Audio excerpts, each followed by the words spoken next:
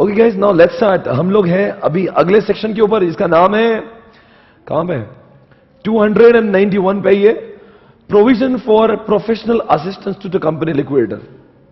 91 करते, जो छोटा है वो खत्म करते। आपको ऐसा फील होना चाहिए कि बहुत जल्दी बहुत कुछ हो रहा है, राइट है? चालू करें।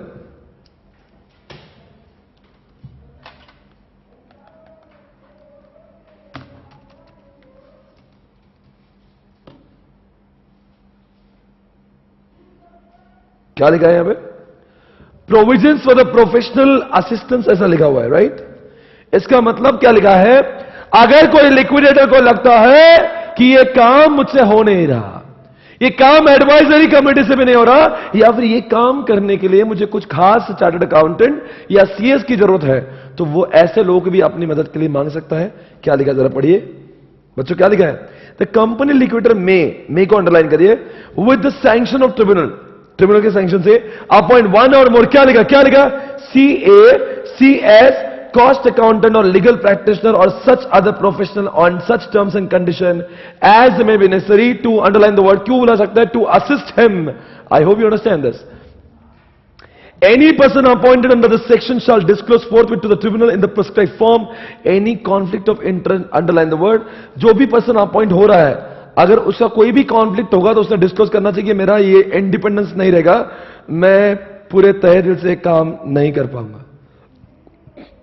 ओवर 291। क्या वो बुला सकता है चार्टर्ड अकाउंटेंट्स को? हाँ बुला। सीएस को बुला सकता है? बुला सकता है। हो गया, आगे बढ़ेंगे हम लोग अब। 292, exercise and control of the company liquidator's power.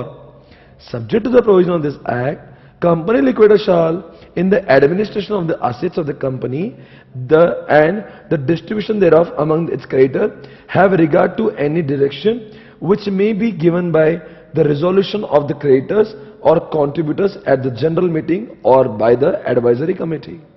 आपको पता है वो क्या लिख रहा है? अंडरलाइन करेंगे, resolution of the creditors or contributors at general meeting or by advisory committee. क्या हुआ बच्चों? इसका मतलब ये हुआ, एडवाइजर कमेटी भी रिजोल्यूशन पास कर सकती है और क्रेडिटर भी रिजोल्यूशन पास कर सकता है। नहीं समझा? पूरा समझ के लीजिए। इसका यह मतलब हुआ, कंपनी लिक्विडेटर वैसे काम करेगा जैसे कंपनी के क्रेडिटर ने मीटिंग में कुछ पास किया होगा और जो एडवाइजरी कमेटी ने बोला होगा। वापस से पूरा समझना, subject to the provision of this act, company liquidator shall, मतलब उसने करना ही चाहिए, in the administration of the assets, मतलब कंपनी के सारे असेट्स की मैनेजमेंट करते समय और उस असेट से आए हुए पैसे को क्रेडिटर को देते समय, have regard to any direction which may be given by, कौन दे सकता है इनको? अगर क्रेडिटर ने कुछ रिजोल्यूशन पास करके कुछ ज्ञान दिया होगा या फिर कुछ एडवाइजरी कमेटी ने ज्ञान दिया होगा, तो वो जनरल क्या बोलते हैं, वो कंपनी के लिक्विडेटर को सुनना बेहद जरूरी है। Any direction given by the creditor और contributor at general meeting shall in case of conflict be deem to override any directions given by what, advisory. मान लो एडवाइजरी कमेटी ने भी कुछ भी बोला होगा और क्रेडिटर ने भी कुछ भी बोला होगा, तो कौन प्रिवेल करेगा? क्रेडिटर ने जो बोला वो प्रिवेल करेगा, ऐसा वो बोल रहा है। मतलब किसका दर्जा बहुत ज्यादा है? आखिर ये कंपनी बेच के पैसा किसको मिलने वाला है? तो वही होना चाहिए जो मंजूर है क्रेडिटर होगा। तो क्रेडिटर को पूछना चाहिए कि आखिर तुम्हें कैसा चाहिए, क्या चाहिए। द कंपनी लिक्विडेटर मे समन मतलब क्या, बुलावा कर सकते हैं। कंपनी लिक्विडेटर बुला सकता है meeting of the creditor contributor where ever he thinks fit for asserting their wishes. मतलब क्या, वो जब भी काम करेगा, काम करने से पहले किसको बुलाएगा? काम करने से पहले बुलाएगा एक मीटिंग को, और मीटिंग में जो जो काम हुआ है, जो जो डिसाइड हुआ है, उसके मुताबिक ही वो काम करेगा। वरना वो अकेले में तो उसको कंफ्यूजन होगा कि मुझे क्या काम करना है, तो वो मीटिंग बुलाएगा, मीटिंग में जो फाइनल करेंगे वैसे वो काम करेगा। नंबर 2 में लिखा है शाल समन सच मीटिंग, शाल लिखा है शाल, और ऊपर लिखा था मे। शाल समन मतलब क्या, द एज द क्रेडिटर और the contributor as the case में be by resolution direct whenever requested in writing to do so by not less than, underline करो, 1/10 इन द वैल्यू। मतलब कोई भी क्रेडिटर के और कॉन्ट्रीब्यूटर के 1/10 value इतने लोगों ने अगर लिक्विडेटर को बोला होगा, हे लिक्विडेटर क्या कर, हमारी मीटिंग बुला, और मीटिंग में हमें कुछ कहना है, तो लिक्विडेटर को मीटिंग बुलाना ही पड़ेगी। समझ में आ रहा है? कितने लोगों ने बोलना चाहिए? 1/10 लोगों ने बोलना चाहिए। Any person agreed by any act और decision by the company liquidator may appeal to the tribunal. हो सकता है इनमें से कोई इंसान लिक्विडेटर के काम से नाराज हो गया होगा, तो किसको बोल सकता है? लिक्विडेटर को बोल सकता है। इसी के साथ में 292 सेक्शन हमारा खत्म हुआ। हम बढ़ेंगे अगले सेक्शन के ऊपर जिसका नाम है 293, books to be kept by the company liquidator. कहां पे रखना चाहिए? The company liquidator shall keep the. आपको लगता नहीं कंपनी का जब तक वाइंडिंग अप होगा नहीं तब तक यही आदमी जो करेगा वो करेगा, यही एसेट्स को बेचेगा, यही क्रेडिटर को पैसे देगा, यही बुक्स मेंटेन करेगा, यही ऑडिट करवा के लेगा, यही रिपोर्ट सबमिट करेगा, यही सारे सवालों के जवाब देगा। मतलब ये वाइंडिंग अप चैप्टर जो है बीच में एक आदमी है लिक्विडेटर, उसकी इर्द गिर्द घूमता है, कुछ भी होगा उसकी बजाएंगे। The company liquidator shall keep proper books in such manner as may be prescribed. As may be prescribe मतलब क्या? जो रूल्स में दिए होंगे। In which he shall cause entries or minutes to be made of a proceeding at meetings and of such other matters. जो भी meeting में जो डिस्कस होता है एडवाइजरी कमेटी की, वो भी सारी चीजें रखेगा, और साथ साथ में उसको कुछ और इंपॉर्टेंट चीजें लगती है वो भी किताब उसका मेंटेन करेगा। Any creditor or contributory may subject to the control of the tribunal inspect any such books. कुछ ना छपरी लिखा हुआ है। बुक्स मेंटेन कौन करेगा? ट्रिब्यूनल। कौन इंक्वायरी कर सकता है उसकी? लिक्विडेटर आके, और जो नहीं लिक्विडेटर मेंटेन करेगा, और क्रेडिटर और कॉन्ट्रीब्यूटर वहां पे जाके उसको इंस्पेक्ट करेंगे। हो गया ट्रिब्यूनल की परमिशन से, और ट्रिब्यूनल ने जो बोला वो ऐसे हिसाब से। अब बताओ बुक्स मेंटेन किया तो ऑडिट तो होना ही चाहिए, तो 294 में ऑडिट हो जाएगा। कितना सिंपल पढ़ रहे हैं हम लोग। ऐसा लग रहा है, क्या लग रहा है आपको देखते समय? एक साइलेंट रोमांटिक मूवी चल रही है और आप उसको देख रहे हो। अच्छा रोमांटिक नहीं है, सैड मूवी देख रहे हो, डरावनी मूवी। क्या मूवी चल रही है कि नहीं चल रही है? कौन सी चल रही है? इरिटेटिंग बोरिंग मूवी चल रही है। देखो बच्चों, ओ माय गॉड, ये ए दिल में है मुश्किल ऐसा चल रहा है। इतना औसम है, रोमांटिक मूवी, प्यार करो इससे। कितना मजा आ रहा है, मुझे तो पढ़ाते समय इतना उत्साह आ रहा है। और मुझे किस बात की खुशी हो रही ज्यादा, ये चैप्टर का जितना एकदम 100 सेक्शन का जो एक फोबिया क्रिएट किया था ना, उतना दम नहीं उसके अंदर। उसी नाम के 100 सेक्शन है, पर उसमें उतना वो समझ रहा नहीं और आ रहा नहीं, उस बात की कोई प्रॉब्लम नहीं है। ओके, लाइट है, चलो ठीक है। Audit of the companies liquidators accounts. The company liquidator shall maintain proper and regular books of accounts. वाह, लिक्विडेटर ने बुक्स भी मेंटेन करना चाहिए, including accounts of receipt and payment. कितने पैसे आएंगे, असेट बेच के कितने पैसा है, और कौन से क्रेडिटर को कितने पैसे दिए, उसका सब हिसाब किताब उसने मेंटेन करना चाहिए। The company liquidator shall at such time as may be prescribed but not less than twice in each year. समझा क्या? क्या लिखा है? कम से कम 2 बार। During is the nature of office present to the tribunal and account of the receipts and payment. अब बताओ ये क्या चल रहा है? ये जो भी, ये रिपोर्टिंग की बात नहीं, क्वार्टर रिपोर्ट 288 की बात नहीं हो रही है। ये पैसा आया, रिसीट और पेमेंट, सिर्फ कितना पैसा आया और कितना पैसा गया। साल भर में कम से कम 2 बार उसने देना चाहिए। कहीं ऐसा तो नहीं पैसा जो आ रहा है यही यूज करने लगा। कौन? Liquidator. As such liquidator in prescribe form in duplicate which shall be verified by declaration in such form and manner as may be prescribed. वैसे किसको सबमिट करेगा ये report? Tribunal. Very good. The tribunal, क्या knowledge है, मतलब आपको कितनी समझ आ गई इस कम उम्र में। आपको ये भी पता है कि ट्रिब्यूनल को बार बार रिपोर्ट करना जरूरी है, और रिपोर्ट कौन करेगा? लिक्विडेटर करेगा। मतलब become so talented, inbuilt talent निर्माण हुआ है आपके अंदर। The tribunal shall cause the accounts to be auditor. अब बताओ, अगर मान लीजिए इसको कुछ शक आया, कुछ इसको डर लग, ये कुछ डाउट आया, तो ट्रिब्यूनल बोल सकता है ये जो बुक्स दिए हैं मैं उसका ऑडिट भी करवाना चाहता हूं। And for the purpose of the audit the company liquidator shall furnish to the tribunal with such vouchers. अगर उस ऑडिट करने के लिए जो भी डेटा ट्रिब्यूनल मांगता है वो सारे डेटा को लिक्विडेटर सबमिट करेगा। एंड ट्रिब्यूनल में at any time require the production of any inspect और बुक्स ऑफ अकाउंट्स। मतलब ट्रिब्यूनल इस ऑडिट करने के चक्कर में कोई भी किताब, कोई भी बुक्स और कोई भी डॉक्यूमेंट्स मांगता है तो ट्रिब्यूनल को ये सारी किताबें, ये सारे डॉक्यूमेंट्स को सबमिट करना जरूरी हो। कौन सबमिट करेगा? लिक्विड। वेरी गुड, मैं वही बोल रहा हूं, बहुत नॉलेज है। When the accounts of the books have been audited, one copy thereof shall be filed with what? Liquidator. समझा? लिक्विडेटर जो हुआ है वो लिक्विडेटर को जो मिलेगा, और पहले मतलब कि ऑडिट रिपोर्ट मिलेगा लिक्विडेटर के, वो फिर लिक्विडेटर सबमिट करेगा एक आरओसी को और एक सबमिट करेगा ट्रिब्यूनल को आगे। मतलब ऑडिटर पहले ऑडिट रिपोर्ट देगा लिक्विड, फिर लिक्विडेटर दोनों को सबमिट करेगा। Where an account refer to in subsection 4 relates to the government company. अब बताओ गवर्नमेंट कंपनी का अगर ये लिक्विडेशन हो रहा होगा तो अब की बार रिपोर्ट किस किस को देना चाहिए? अगर वो सेंट्रल गवर्नमेंट की कंपनी है तो सेंट्रल गवर्नमेंट को भी रिपोर्ट जाना चाहिए। अगर वो स्टेट गवर्नमेंट की कंपनी है तो लिखा ना, तो to any state government if the government is a member of the government, or to the central government or any state government if the government, और वही लिखा है इसमें।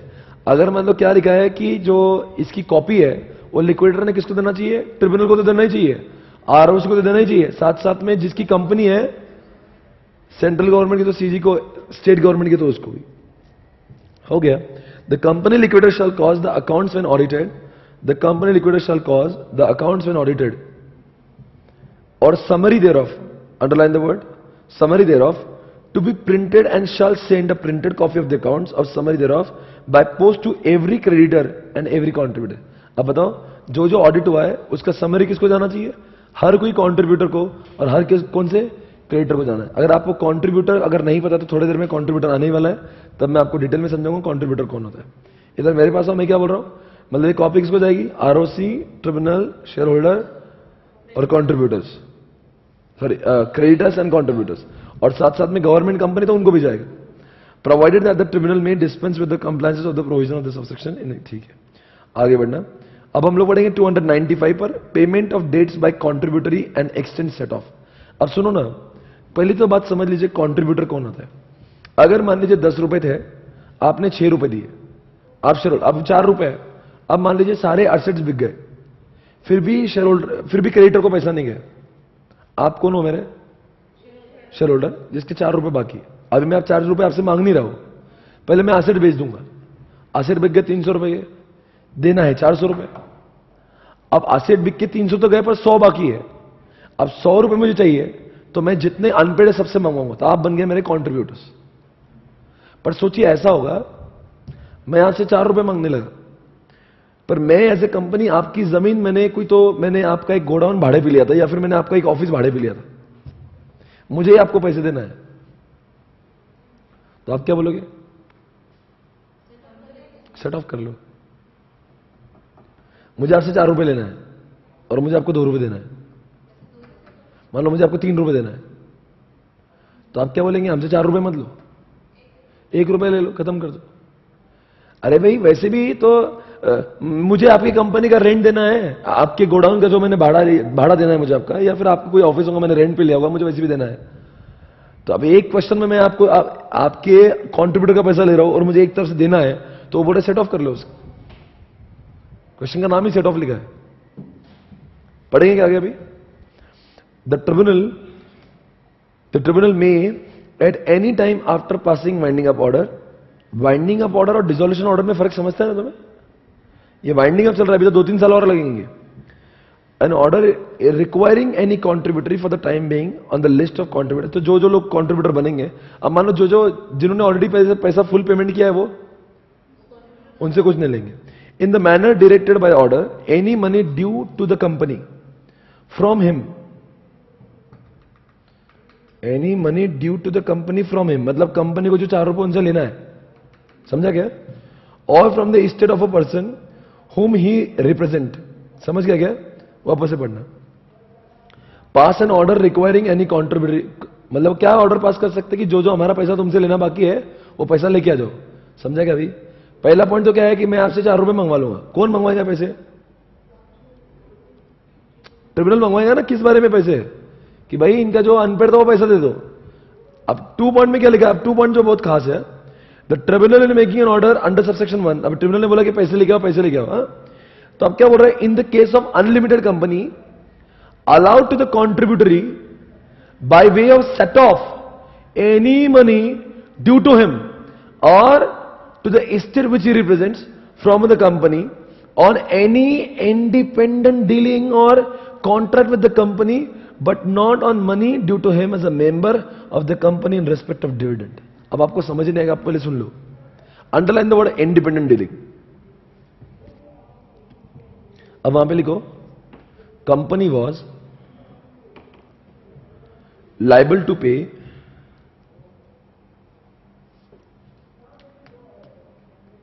company was liable to pay rupees 10,000 किसको?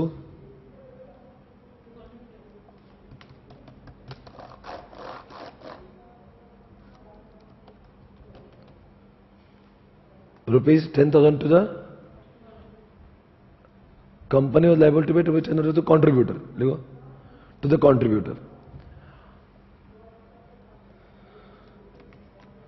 और क्या बोलूंगा मैं?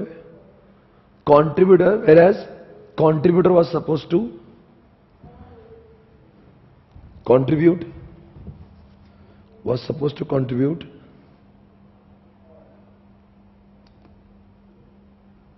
rupees 6,000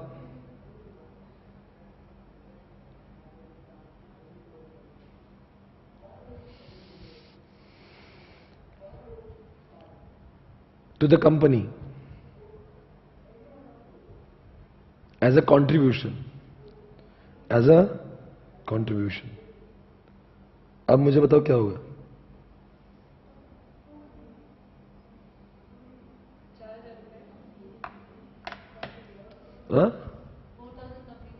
In this case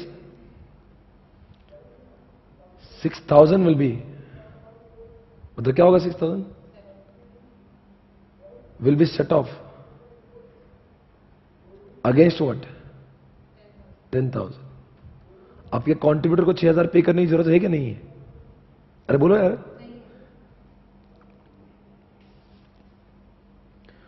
Means contributor is not required to pay. Contributor is not required to pay. बोलो क्या?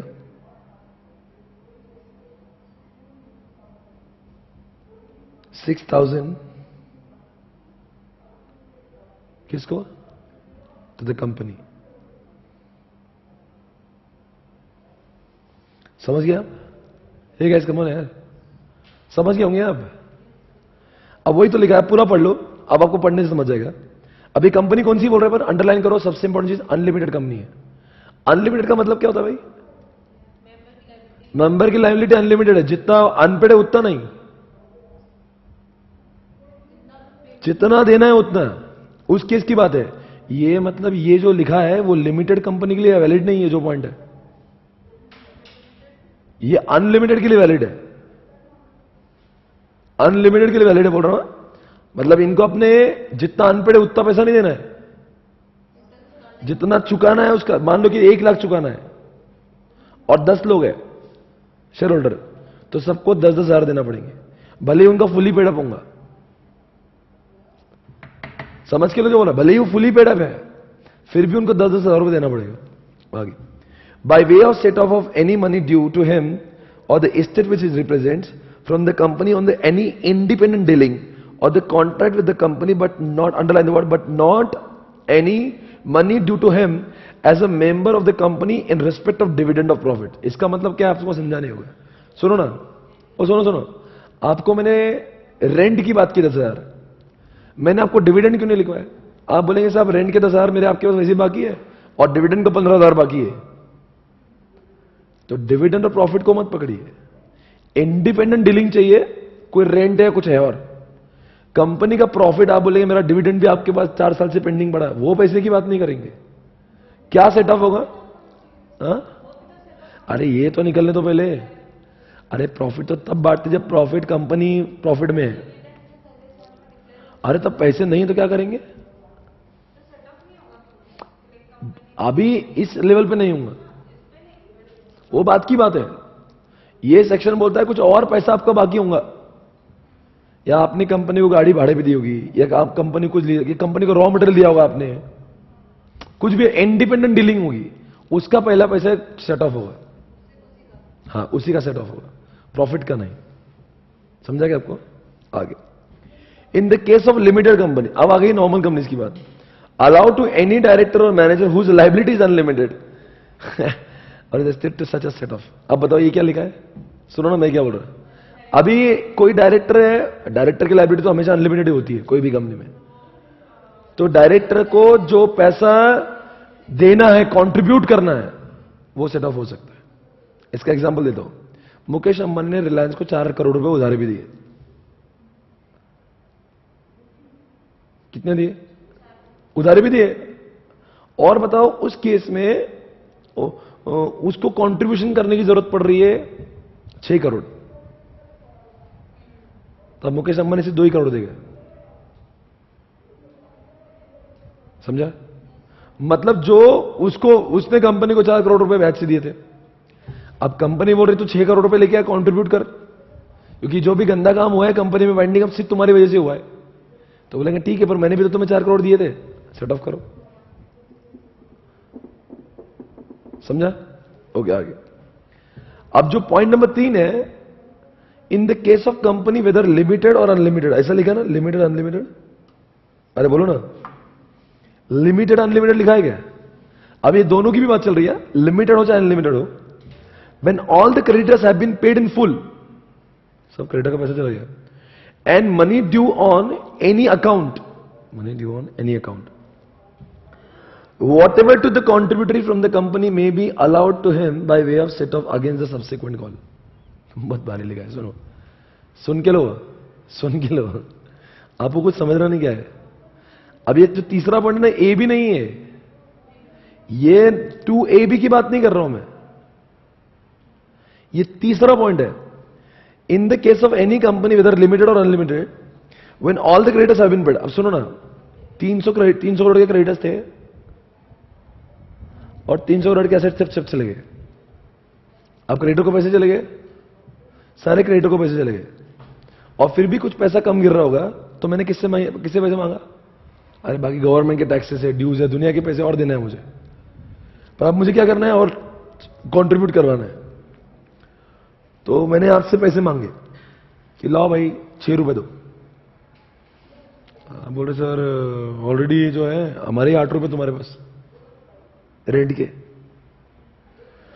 तो फिर अब तुम्हारे 8 रुपए मुझे देना है और मुझे तुमसे 6 रुपए लेना है, तो बल्कि कायदे से मैंने तुमको 2 रुपए और देना चाहिए, क्योंकि तुम्हारे मेरे ऊपर 8 रुपए है। पर वो क्या बोल रहे हैं, अगला कॉल, सब्सिक्वेंट कॉल जो है, नहीं, उसको काटने के बाद ही पैसा वापस दो। तो अब मुझे आपको ऐसे 2 रुपए देना चाहिए, पर मैं 2 रुपए वापस नहीं दूंगा। मैं क्या करूंगा, ये सोचूंगा अभी तो पहला कॉल मंगवाया मैंने आपको कंट्रीब्यूशन से, पर जब दूसरा कॉल है, अभी तो मैं आपसे 6 रुपए मांग रहा हूं, पर ये 6 तो मैंने फर्स्ट कॉल का मांगा है, सेकंड कॉल और 6 रुपए का है, तो मैं आपको 2 रुपए नहीं दूंगा। मैं बोलूंगा अगले कॉल में तुम 4 रुपए दे देना मुझे और। अरे ट्राई टू अंडरस्टैंड, बहुत अंदर है। हाँ 2-3 तो वही प्रोविजन डाल के रखा है उन्होंने, पैसे मत जाने दो उसके हाथ में। सब्सिक्वेंट कॉल का भी होगा तो वो भी पैसा काट लो। एग्जांपल सुनो ना, मैं 600 रुपए के 2 कॉल करने वाला हूं, और आपने मुझे जमीन भाड़े भी दी है 8 रुपए की, तो वैसे पहले कॉल के बाद में भी आपके 2 रुपए बचते हुए आपको वापस देना चाहिए। ये बोलता वैसे नहीं मत करो, उसके अगले कॉल से 6 रुपए आना है ना, तो उसमें से 2 काट लो, समझ गए, और उससे 4 रुपए लो और। तो अगर ये नहीं लिखा होता तो क्या करते मालूम है, अगर ये पॉइंट नहीं लिखा होता तो मुझे आपसे 6 रुपए लेना थे, 8 रुपए देना थे, तो मैं आपको 2 रुपए दे देता। बोला 2 रुपए मत दो, सब्सिक्वेंट कॉल है वो भी देखो। और ये लिमिटेड के लिए एप्लीकेबल है, अनलिमिटेड के लिए भी। आपको समझ रहा है क्या चल रहा है? एक बार रिकॉल कर दो मुझे सारी बातें, रिकॉल करेंगे। अब एक बार बोल के बताओ क्या क्या बोला मैंने। मैंने आपसे पहली बात तो पैसे लिया, आपका रेंट पे भाड़े पे कर लिया, भाड़े पे ऑफिस लिया, जिसके मुझे आपको 10,000 देना था, और मुझे आपको एज ए कॉन्ट्रीब्यूशन आपसे 6 लेना थे, तो मैं आपको 6,000 रुपए नहीं मांगूंगा, मैं उसमें सेट ऑफ कर लूंगा। पॉइंट नंबर 2, कंपनी कौन सी है अब? लिमिटेड है, लिमिटेड। और डायरेक्टर कौन से है? अनलिमिटेड। ऑब्वियसली डायरेक्टर अनलिमिटेड होंगे। तो मान लो मुकेश अंबानी ने 4 करोड़ दिए थे रिलायंस को, बोलो आगे, और मुकेश अंबानी से 6 करोड़ रुपए लेना है, तो कंपनी बोलेगा तेरे 4 करोड़ वापस नहीं देंगे, तू ही 2 करोड़ लेके आ घर से। तीसरी कंडीशन, चाहे लिमिटेड हो चाहे अनलिमिटेड हो, पैसे वापस तो बाद में ही देना, पहले तो ये भी सोचना कि सब्सिक्वेंट कॉल के भी पैसे कुछ है क्या, और सब्सिक्वेंट कॉल के कटने के बाद में कुछ बच जाए तो वापस करना, मतलब वो भी नहीं करना। समझ में आया? आगे बढ़ेंगे।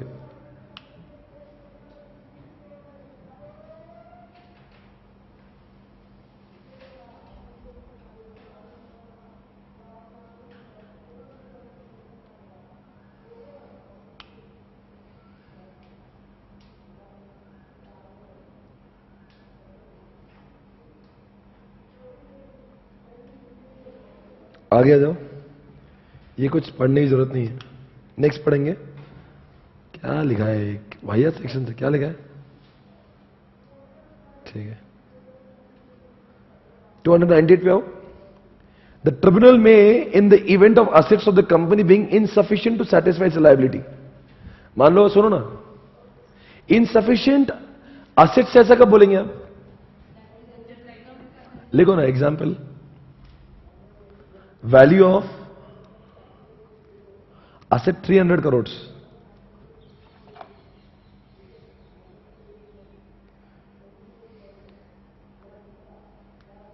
value of liability 400 crores।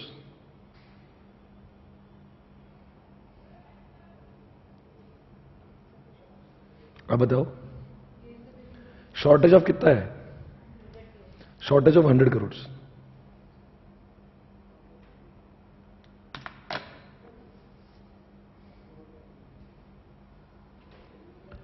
अब बताओ, एक सवाल है मेरा आपसे, वो 300 करोड़ किसको देंगे?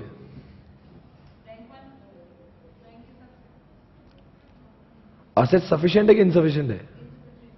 तो सब लोग तो बोलेंगे हमको दे दो, हमको दे दो। अब पढ़ो, द ट्रिब्यूनल में in the event of assets of the company being insufficient to satisfy the liability make an order for the payment out of the assets of the cost charge and expenses incurred in the winding up in such order of a priority, interest as the tribunal thinks fit। Underline the word, कौन सी cost? Cost, charge and expenses incurred in the winding up। अब बताओ, ये winding up करने के लिए जो cost लगा होगा, जो चार्जेस लगेंगे, जो एक्सपेंसेस लगे होंगे, इनमें से किसको जाएंगे पहले पैसे? मान लो इन तीनों का एग्जाम्पल मान लेते, आपको क्या लिखवाया था मैंने? वो असेट्स कितने लिखवाए थे और 400 करोड़ क्या था? लाइबिलिटी। मतलब मान लो ये कॉस्ट थे, चार्जेस थे और एक्सपेंसेस थे 400 करोड़ के, मतलब वाइंडिंग अप का खर्चा हो गया 400 करोड़, और बचे कितने हमारे पास में? 300 करोड़ रुपए है। अब 300 करोड़ में से 400 करोड़ देना है, तो फिर 300 करोड़ किसको देना चाहिए हमने? वो डिसाइड करेगा ट्रिब्यूनल। अरे हम लोग उसकी बात नहीं कर रहे, राइट अंडर रैंक 1 की बात नहीं कर रहे। रैंक 1 को देने के बाद हमारे पास कितने बचे हैं? रैंक 1 को तो दे दिया हमने, उसके बाद में बचे कितने? 300 करोड़। और देना कितने? 400 करोड़। 400 करोड़ किसके? इसके कॉस्ट के, चार्जेस के, एक्सपेंसेस के। अब किसको पहले देना चाहिए और किसको बाद में देना चाहिए और क्या पहले करना चाहिए, वो ऑर्डर भी ट्रिब्यूनल डिसाइड करेगा। पर क्या फर्क पड़ता है? ऐसे क्वेश्चन नहीं आते एग्जामिनेशन में। क्या क्वेश्चन बनाएगा इसके ऊपर? क्वेश्चन तो बनना चाहिए इसके ऊपर। आपको जो कंफ्यूजन था वो ये था ना कि रैंक 1 का कहां गया? रैंक 1 के बाद में, क्योंकि ये हम लोग क्या करें, रैंक 2 वालों की बात कर रहे हैं। रैंक 1 किसको है? वर्कमैन ड्यू है और उनका दे दिया, उसके बाद में जो पैसा बचा वो इनसफिशिएंट है। फिर वो इनसफिशिएंट पैसा किसको जाना चाहिए? अगर मान लो सफिशिएंट ही होता है तो फिर ट्रिब्यूनल क्या बोलता है? ट्रिब्यूनल बोलते दे देंगे सबको। ट्रिब्यूनल तो बोलेगा ना, अगर सफिशिएंट 400 करोड़ के देना है और 400 करोड़ है तो ट्रिब्यूनल बीच में नहीं आता। ट्रिब्यूनल बोलता है लिक्विडेटर दे दो सबको। आगे बढ़ो। Power to summon person suspected of having what property of the company. Summon मतलब समझता है, बुला दे सकता है, जिसने कंपनी की प्रॉपर्टी को हड़प लिया है, ऐसे लोगों को कौन बुला सकता है? ट्रिब्यूनल बुला सकता है। ट्रिब्यूनल में at any time after the appointment of provisional liquidator और the passing of the winding up order, कोई भी अगर वहां का लिक्विडेटर आया होगा, summon before it any officer of the company और person known or suspected to have in his possession any property or books or papers of the company or known or suspected to be indebted to the company or any person whom the tribunal thinks to be capable of giving information concerning their promotion, formation, trade, dealing, property, books or papers or the affairs of the company. आप मुझे बताओ क्या बोल रहे हैं वो? ये किसी, अगर मान लीजिए कंपनी का प्रॉपर्टी किसी ने अपने पोजीशन में होगी, मतलब प्रॉपर्टी किसकी है? कंपनी की। पोजीशन में किसके है? किसी और के है। तो उस आदमी को बोल सकते भाई इधर आओ और हमें समझाओ कि तुमने कंपनी की प्रॉपर्टी अपने पास क्यों रखी है? लिक्विडेटर को तब सारी प्रॉपर्टी बेचना, तुमने अपने पास क्यों रखी है?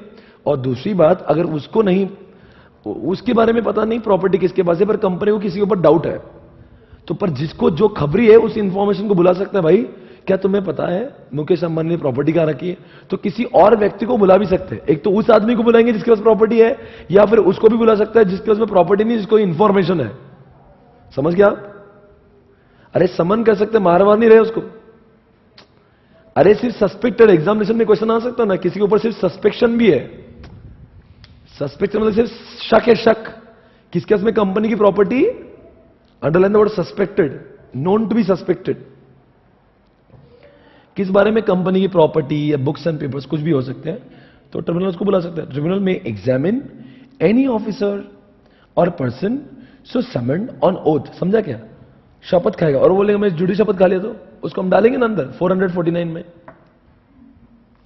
याद है आपको? मान लो झूठी बोलेंगे मेरे पास कुछ भी नहीं, आपकी मम्मी की कसम मेरे, ठीक है, तो अगर बाद में प्रॉपर्टी मिलने तो देख ले 449 में लेंगे।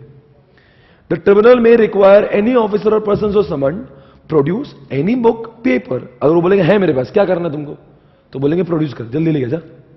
Relating to the company in his custody और power, but where he claims that lien, lien मतलब क्या? प्रॉपर्टी अपने कब्जे में रखना। अगर वो बोलेगा मेरा लीन है इसके ऊपर, मेरा अधिकार है इसके ऊपर। वेयर ही क्लेम्स, ही मतलब कौन? जिसको लाया, जिसके पास प्रॉपर्टी है। लीन ऑन बुक्स और paper produce by him, the production shall be without prejudice to such lien. मतलब अगर मैं आपको लीन का मतलब बताऊंगा, लीन का मतलब लिखिए आप, लीन लिखिए ना, अब लीन तो लिखिए। मैं आपको लीन का मतलब बताता हूं, और लिखना जरूरी है, बिकॉज जब तक मैं लीन का मतलब नहीं बोलूंगा, लीन का मीनिंग लिखिए। Right, a right to keep possession of a property belonging to another person. Right to keep possession of a property, right to keep possession of property belonging to another person, until a date owed by that person is discharged, आपको समझा क्या बोल रहा है लीन? Lien मतलब उसने क्या रखा होगा, कंपनी ने अपनी प्रॉपर्टी किसके उसमें लीन रखी होगी। कब तक? जब तक हम तुम्हारा पैसा वापस, हो सकता है क्रेडिटर होगा, सुनो ना, उसकी पास प्रॉपर्टी इन्होंने गिरवी रख दी होगी, लीन पे रख दी होगी, मतलब कि जब तक हम तुम्हारा पैसा नहीं चुकाएंगे। अब वो आदमी क्या बोल रहा है, मैं प्रॉपर्टी क्यों दूं, मेरे पैसे दो पहले। तो ये क्या बोल रहे हैं, वो लिखा ना, but where the claims any lien on the books and papers produced by him, the production shall be without prejudice. समझा क्या? विदाउट प्रेजुडिस मतलब क्या? मतलब लीन को हार्म न पहुंचाते हुए आप प्रोडक्शन करो, वो यूज कर लो, वापस दे दो उसकी। उस आदमी की क्या गलती ना, वो आदमी क्या बोल रहा है, मेरे पैसा क्या है, मैं आपको हेल्प करता हूं, आपको बुक्स लाके देता हूं, पर मेरे को मेरे पैसे दो पहले। द ट्रिब्यूनल में direct the liquidator to file before it a report in respect of debt और property of the company in possession of what. समझा क्या? कितनी प्रॉपर्टी जो कंपनी की किसी और के नाम पे है, वो ट्रिब्यूनल किससे रिपोर्ट मांग सकता है? लिक्विडेटर। बोलेंगे सब लाके दो मुझे। If the tribunal finds that a person is indebted to the company, the tribunal may order him to pay the provisional liquidator, or as the case may be liquidator, at such time in such manner as the tribunal may consider just, the amount in which he is indebted. Indebted समझता है क्या? मतलब आप company को पैसे देने, company ने किसको उधारी भी दिए होंगे, मतलब डेटर्स, तो ट्रिब्यूनल उनको अभी आपकी और कंपनी नहीं मांग रही है, ट्रिब्यूनल लिक्विडेटर को बोलेगा लेके आओ उससे, कैसे नहीं देता पैसे, यहां पे जो क्रेडिटर है उनके पैसे नहीं मिल रहे, ये डेटर्स को उठा के लाएंगे वहां से घर से और उससे पैसे ले लेंगे. A person in possession of any property belonging to the company, person in possession of the any, क्या लिखा है, person is in possession of any property, समझा क्या लिखा है, मतलब कंपनी की प्रॉपर्टी कौन यूज कर रहा है, पर्सन, जो लीन पे नहीं है ऐसे यूज कर रहा है. The tribunal may order him to deliver the provisional liquidator, और ऐसे केस में भी लिक्विडेटर, चाहे लिक्विडेटर हो चाहे प्रोविजनल, ला कर दो चुपचाप, that the property or any part thereof in such manner. हो सकता है कंपनी की गाड़ी डायरेक्टर यूज कर रहा हो, ला के चल. हो सकता है ये आदमी कंपनी के कुछ असेट्स यूज कर रहा होगा, मैन्युफैक्चरिंग यूनिट यूज कर रहा होगा, ये क्या बोलेंगे भाई हट जाओ, अभी ये इसके ऊपर किसका अधिकार है, अब लिक्विडेटर का है, अब तुम हट जाओ बाजू को. हम उसकी बात ही नहीं कर रहे, मॉर्गेज की बात नहीं कर रहे. अरे यार वो आएगा आगे, वो अलग बात है. If any officer or person so summon fails to appear before the tribunal, वो आदमी पैसे भी नहीं लाया या फिर वो आदमी प्रॉपर्टी भी नहीं लाया, तो ट्रिब्यूनल उसको बजाएगा. ट्रिब्यूनल में impose an appropriate cost. Every order made under subsection 5 shall be executed. 5 समझता है क्या, एक तो प्रॉपर्टी लाके दो वरना पैसे लाके दो, जो भी, अगर किसी ने पैसे ले तो पैसे लाके देगा, और किसी के पास प्रॉपर्टी तो प्रॉपर्टी लाके देगा. Shall be executed in the manner as the decrees the payment of money. क्या लिख रहा है समझा, क्या ऑर्डर दे सकता है वो, shall be executed in the same manner as a decrees for the payment of money और for the delivery of property under code of civil procedure. अब ये जो सिविल प्रोसीजर के हिसाब से जैसे पैसे निकाले जाते हैं डेटर से, उस ढंग से इस आदमी से पैसे निकाले जाएंगे और प्रॉपर्टी निकाली जाएगी, तो ठीक है, उसके ऊपर कोई क्वेश्चन नहीं आएगा. Any person making any payment और delivery in pursuance of order made under subsection 5 shall by such payment or delivery be, unless otherwise directed by such order, discharged from what all the liability whatsoever in respect of such date or property. समझा क्या लिखा था. अगर मान लीजिए उस आदमी ने अपने डेट लाके दिया, 6 करोड़ रुपए थे, 6 करोड़ लाके दिया, तो उसकी लाइबिलिटी जीरो हो गई ना. अरे यार तुमने पैसे वापस देने हैं तो उसकी लाइबिलिटी तो जीरो हो गई. इसी के साथ में मैं पहुंच गया सेक्शन नंबर 300 पर. Power to order examination of promoter and director. अब की बात डायरेक्टर की बजाएंगे, किसकी बजाना, डायरेक्टर की. Where an order has been made for the winding of a company by the tribunal and the company liquidator has made a report to the tribunal under this act stating that in his opinion a fraud has been committed by any person, underline the word, company liquidator ने एक report बना के दिया tribunal को, जिसमें लिखा गया था कि किसी डायरेक्टर ने फ्रॉड किया है इन द प्रमोशन, फॉर्मेशन करते समय या बिजनेस और कंडक्ट करते समय या कंपनी के अफेयर करते समय कुछ फ्रॉड किया था. ट्रिब्यूनल में after consideration the report direct that such person और officer shall attend before the tribunal on a day appointed by it for that purpose and be examined as to the promotion or formation of the conduct of business of the company or as to his conduct. क्या लिखा समझा क्या, after considering the report, underline the word direct. क्या करेंगे direct, that such person officer shall attend before what, मतलब कहां पे आने के लिए बोलेगा वो, और ट्रिब्यूनल क्या करेगा फिर उसको, on a day appointed by it that purpose and the be examined as to promotion for, जो भी है. अब जिस भी इंसान ने कुछ फ्रॉडुलेंट किया होगा तो ट्रिब्यूनल बोलेगा इधर आ जाओ भाई, हमने तुमसे बात करना है, तुमने क्या गंदा काम किया. पर किसने ऑर्डर, किसने रिपोर्ट किया था, ये लिक्विडेटर, उसके बोलने का. The company liquidator shall take part in the examination, ठीक है ना, and that purpose he or it may if specially authorise by the tribunal in this behalf employ such legal assistance also sanction. मतलब इस काम के लिए lawyer को भी अपॉइंट किया जा सकता है ढूंढने के लिए कि इस आदमी ने क्या गंदा काम किया था. The person shall be examined on what oath, शपथ लेने लगाएंगे, or allowed to be put to him a person order to be examined under this section. ठीक है, वो ऊपर खत्म हो गया, ओथ में लेंगे. A person order to be examined under this section shall before his examination be furnished at his own cost with a copy of the report of the company. क्या लिखा है समझे क्या, shall before his examination be furnished at his own cost with a copy of the report of what, क्या लिखा है, company liquidator, and may at his cost, own cost employ chartered accountant or company secretary, cost accountant or legal practitioner entitled to appear before tribunal under section 432, who shall be at liberty to put him such question as the tribunal may consider just for the purpose of enabling him to explain और qualify any answer given by him. समझा क्या लिख रहा है? वो आदमी अपने खर्चे से चार्टर्ड अकाउंटेंट या किसी भी पैसे को लगा सकता है ताकि उसके बिहाफ में वो बोल सके। आपको समझा नहीं होगा? इल्जाम किसने लगाया उसके ऊपर? ट्रिब्यूनल ने लगाया। अब ट्रिब्यूनल के बारे में लिक्विडेटर ने बोला, फिर ट्रिब्यूनल बोला तुम इधर आ जाओ। अब उसकी बजा रहे तो वो आदमी बोलेगा यार मुझे नहीं बोल जाता पर मेरे बिहाफ में कोई और बोलेगा, तो वो जो भी इंसान बोलेंगे वो क्या करेंगे? फिर उसका खर्चा को तो वो बेयर करेगा, हम थोड़ी ना करेंगे। ठीक है, मतलब इतना ही है कि आदमी को अपने बिहाफ में बोलने के लिए लॉयर को, जैसे अगर इस आदमी के ऊपर इल्जाम लगाए तो वो आदमी बोलेगा ना ऐसा मैं नहीं बोल पा रहा हूं पर मेरे बिहाफ में लॉयर बोलेगा, तो लॉयर का जो खर्चा खुद भरेगा। सही है। अब उसके बाद में ये पॉइंट 5 है, if any such person applies to the tribunal to be क्या लिखा है? Culpated from any charges made or suggested against him, it shall be the duty of company liquidator to appear on the hearing of such application and call the क्या लिखा है? Underline the word. Duty of company liquidator to appear on the hearing of such application and call the attention of tribunal to any matters which appears to the company liquidator to be what? Relevant. क्या हुआ भाई इसमें?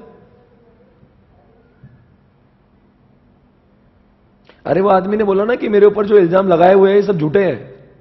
अब इल्जाम किसने लगाया था? Liquidator ने। तो लिक्विडेटर को में आना पड़ेगा ना हियरिंग में। लिखा है ना point number, it shall be the duty of company liquidator to appear in the hearing. मतलब समझा क्या? जो हियरिंग चलेगी, हियरिंग मतलब क्या? जब कोर्ट केस चलेगी तो दोनों भी पार्टी सामने रहेगी। If the tribunal after considering any evidence given hearing witnesses company liquidator allows the application made under subsection 5 the tribunal may order payment to the applicant of such cost. समझा क्या? अगर जो भी लगता है इन बातों को देख के वो सच कॉस्ट किससे कॉस्ट लिए जाएंगी? हाँ, एप्लीकेंट से लेंगे ना, जिसने गंदा काम किया उससे पैसे ले लेंगे, पर सारी बातों को देखते हुए।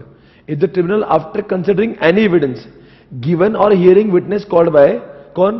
Company liquidator allows the application made under subsection 5, मतलब सबसेक्शन 5 में जो एप्लीकेशन किया होगा, the tribunal may order payment. मतलब बताओ कहां पे ये लोगों दोनों की सुनवाई चल रही होगी? Tribunal is a court. अरे ट्रिब्यूनल के पास ही चल रहा होगा ना ये, तो ट्रिब्यूनल के कटघरे में एक साइड में कौन होगा? कंपनी लिक्विडेटर, और एक जगह में कौन होगा? एप्लीकेंट। तो फिर बाद में अगर लगा कि ये लिक्विडेटर सब क्या बोलते हैं, ये एप्लीकेंट झूठ बोल रहा था, तो जो भी कॉस्ट आएंगी वो ट्रिब्यूनल की उस आदमी से रिकवर कर लेंगे। Notes of the examination shall be taken down in writing and shall be read over to or by and signed by the person examined. A copy be supplied to him and may thereafter be used in the evidence against him and shall be open to inspection by any creditor or contributory at all the reasonable times. क्या लिखा समझा क्या? Notes of the examination, ये जो भी गंदा काम किया था उस जो एग्जामिनेशन है उसके जो एग्जामिनेशन की जो नोट्स है shall be taken down in writing, मतलब जो कोर्ट कचहरी में जो हुआ था वो राइटिंग में आएगा और बाद में कोई भी उसको इंस्पेक्ट कर सकता है जो उनके क्रेडिटर है, कॉन्ट्रीब्यूटर है। द ट्रिब्यूनल में if it thinks fit adjourn the exam. अरे क्या लिख रहे हैं यार, मुझे नहीं पढ़ना चाहिए। क्या कर रहे हैं लोग? ये कर सकता है वो कर सकता है, समझा क्या? वो क्या हुआ है? हाँ तो कीजिए एडजर्न करेंगे। अरे ऐसे थोड़ा ना क्वेश्चन पूछेंगे एग्जामिनेशन में। पता मुझे पावर टू ऑर्डर एग्जामिनेशन में क्या लिखा रहा है अब तक? मतलब कोई भी प्रमोटर कोई भी डायरेक्टर कभी गलत काम कर रहा होगा तो ट्रिब्यूनल को अप्लाई करेगा कौन? Company liquidator. फिर लिक्विडेटर बोलेगा इसको बुलाओ, फिर उसका एग्जामिनेशन होगा, सब कुछ चलेगा। वो भी अपने बिहाफ में वो भी किसी को लगा सकता है। फिर बाद में उसने गलत काम किया तो उसे कॉस्ट भी ले सकते हैं और उसका जो भी समरी बनेगा वो इंस्पेक्शन के लिए रख सकते हैं। आगे आ जाओ। Arrest of person living what India. देखो ये आदमी तो भाग के जा रहा है, क्या जिंदगी हो गई यार, क्या चैप्टर बना दिए, क्या कर रहे? अब ये तो अलग ही बात है, ये तब तक पोजीशन में था, अब तो क्या कर रहे हैं? अभी आदमी भाग रहा है, एब्सकॉन्ड मतलब फरार हो रहा है, फरारी, भागने वाला, भगोड़ा, लीव इंडिया, यही तो है। ये विजय माल्या वाला केस है। एट एनी टाइम इधर बिफोर और after passing winding up order if the tribunal is satisfied that the contract, देखिए लिखा ना बिफोर और after passing winding up order, before और आफ्टर, मतलब अगर वाइंडिंग अप भले ही किंगफिशर का नहीं हुआ है, समझ रहे हो क्या, फिर भी इस सेक्शन के मुताबिक विजय माल्या को इंडिया में लाया जा सकता है। दैट अ कॉन्ट्रीब्यूटरी और पर्सन हैविंग क्या लिखा है, if the tribunal satisfied that a contributory और the person having property accounts of paper of the companies in position is about what, is about to क्या लिखा है, जो कॉन्ट्रीब्यूटरी है जिसके पास प्रॉपर्टी, तो विजय माल्या के पास प्रॉपर्टी वो छोड़ रहा है इंडिया में, or otherwise to abscond is about to remove or conceal any of his property for the purpose of what, evading payment of calls और अवॉइडिंग एग्जामिनेशन, मतलब वो ट्रिब्यूनल के सामने नहीं आता, भाग जा रहा है, ये कर रहा है, वो मतलब समझा क्या? पेमेंट नहीं कर रहा है, एग्जामिनेशन में नहीं आ रहा, कुछ नहीं कर रहा है, तो tribunal may cause the contributory to be what? Detain. Detain मतलब क्या? कस्टडी में लेंगे। डिटेंशन मतलब कस्टडी। कौन लेगा उसको? Such time as may be, और ट्रिब्यूनल जब तक ऑर्डर देगा उसको वो कस्टडी में रहेगा। And his books and papers and movable property to be seized. Seize मतलब उसकी प्रॉपर्टी को जब तक वो सपोर्ट नहीं करता तब तक क्या करेंगे? सीज कर दिया जाएगा। 302 dissolution of company by tribunal. इसके बाद में शायद से खत्म ही हो रहेगा, इसके बाद में और एक सेक्शन बस। When the affairs of the company have been completed, wound up। अब बताओ भाई डिसोल्यूशन कब होगा? पूरा वाइंडिंग अप होने के बाद या पहले? तो पूरा वाइंडिंग अप कर लेंगे, फिर बाद में वाइंडिंग अप कब खत्म होगा? सर वाइंडिंग अप खत्म होगा मतलब पूरा खत्म जब हो जाएगा, तो खत्म कब हुआ है? जब वाइंडिंग अप खत्म हो जाएगा, वो ऑर्डर देगा, लिक्विडेटर ऑर्डर देगा, लिक्विडेटर रिपोर्ट देगा। किसको रिपोर्ट देगा?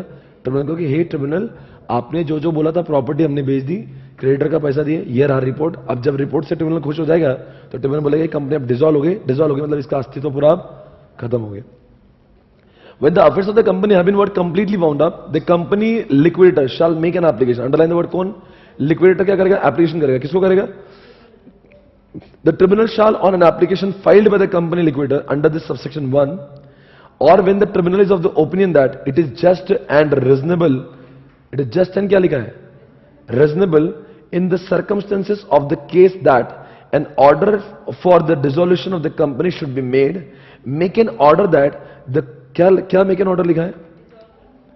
Make an order that the company be dissolved from the date of the order, and the company shall be what? ठीक है, underline the word company liquidator under subsection 1, or when the tribunal is of the opinion that, underline the word just and reasonable in the circumstances of the case, क्या कर सकता है? Make an order that the company. अब बताओ इन्होंने application करने के बाद में जब भी कौन ठीक समझेगा तो क्या बोल देगा? कंपनी डिसॉल्व हो चुकी है, हमेशा के लिए बंद हो चुकी है। Copy of the order shall with in 30 days from the date of thereof forwarded by the company liquidator to the register. एक बार ऑर्डर किसने दिया? ट्रिब्यूनल ने बोल दिया कंपनी डिसॉल्व हो गई, तो अब कंपनी लिक्विडेटर क्या करेगा? ये डिसोल्यूशन की कॉपी आरओसी में सबमिट कर देगा, ताकि आरओसी उसका नाम कंपनी की लिस्ट में से हटा देगा। And if the company liquidator makes a default in forward, अरे क्या मचमचे इनकी यार। अब बोल रहा कंपनी लिक्विडेटर ने भी अगर नहीं सबमिट किया तो क्या बोल रहे हैं? Company liquidator shall be punishable. एक घर वालों को भी उड़ा देते। अभी तक किसको बजा रहे थे? अभी ये बोल रहे कंपनी लिक्विडेटर ने गलत काम किया तो उसको भी। मतलब सोचो ना, लॉ बनाने वाला आदमी कितना होशियार होना चाहिए। उसके दिमाग में हर कोई चीज का डाउट आ सकता है, ये भी हो सकता है, वो भी हो सकता है। Appeals from the order made before what commencement of the act. अब सोचो, एक मिनट, मेरा एक सवाल है आपसे। पहले हाई कोर्ट था ट्रिब्यूनल के पहले, और सारे वाइंडिंग अप के मैटर्स हाई कोर्ट में थे।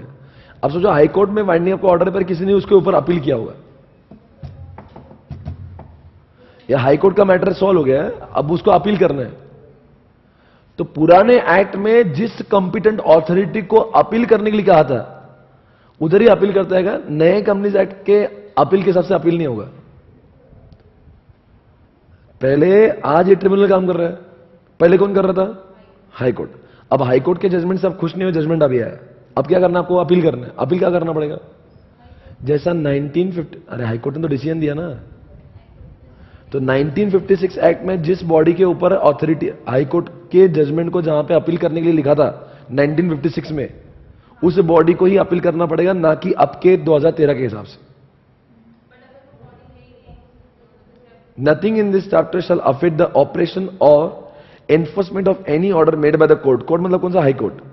इन any proceeding for the winding up of a company immediately before the commencement of this act, मतलब एक्ट के कमेंसमेंट के पहले। An appeal against such order shall filed before such authority competent to hear such appeal before such commencement। समझा कि क्या लिखा है? मतलब ये जो भी अथॉरिटी पहले वाले 1956 एक्ट ने कही थी, उस अथॉरिटी के पास ही जाके आपको अपील करना होगा, बस वही लिखा है। और 304 से लेकर 323 तक सेक्शन हमारी जिंदगी में अभी तक आए नहीं है।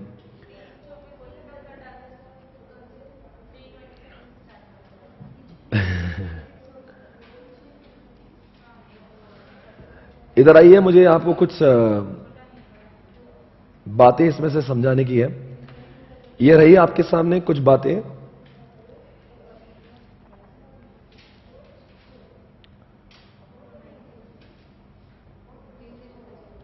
आप बताओ, कल हमने 326 देखा था,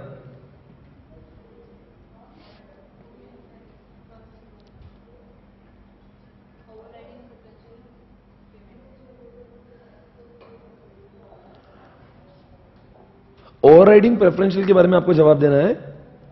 workman due or debts due to what secure creditor. सबसे पहले पैसा किसको मिलेगा?